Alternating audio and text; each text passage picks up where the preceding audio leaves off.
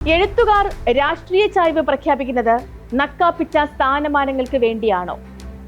M Mukundan M സ്വരാജിനെ പിന്തുണയ്ക്കാനും Kalpetta നാരായണന് കടുത്ത ഭാഷയിൽ വിയോജിപ്പ് പ്രകടിപ്പിക്കാനും കഴിയുന്ന വേദിയല്ലേ ജനാധിപത്യം?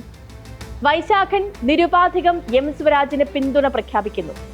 ആശമാരുടെ കണ്ണീര് കാണുന്നില്ലേ എന്ന് അതിലും ഉച്ചത്തിൽ സാറ ജോസഫ് ചോദിക്കുന്നു. ജനാധിപത്യത്തിന് ഇതിനുമപ്പുറം എങ്ങനെ സുന്ദരമാകാൻ കഴിയും?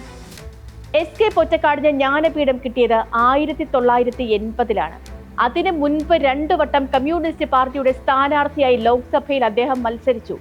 ആദ്യ തവണ തോറ്റു, 2ാം വട്ടം ജയിച്ചു. 2ാം മത്സരത്തിൽ തോൽപ്പിച്ചത് സുകുമാർ അഴീക്കോടിനെയാണ്. കമ്മ്യൂണിസ്റ്റ് പാർട്ടിയുടെ MP ആയിരുന്ന പൊറ്റക്കാടിന് ജ്ഞാനപീഠം കൊടുക്കുമ്പോൾ ഈ രാജ്യം ഭരിച്ചിരുന്നത് കോൺഗ്രസ് ആണ്. പൊറ്റക്കാട് ജ്ഞാനപീഠം മോഹിച്ചാണ് രാഷ്ട്രീയത്തിൽ ഇറങ്ങിയതെങ്കിൽ ചേരേണ്ടത് കോൺഗ്രസിനൊപ്പമായിരുന്നില്ലേ?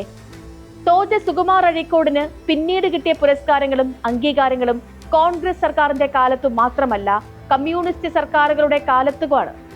ഗാന്ധിയനായി തുടർന്നപ്പോഴും പിന്നീട് അഴീക്കോടിന് കൂടുതൽ അടുത്തു നിന്നത് കമ്മ്യൂണിസ്റ്റ് പാർട്ടിയുമായാണ്.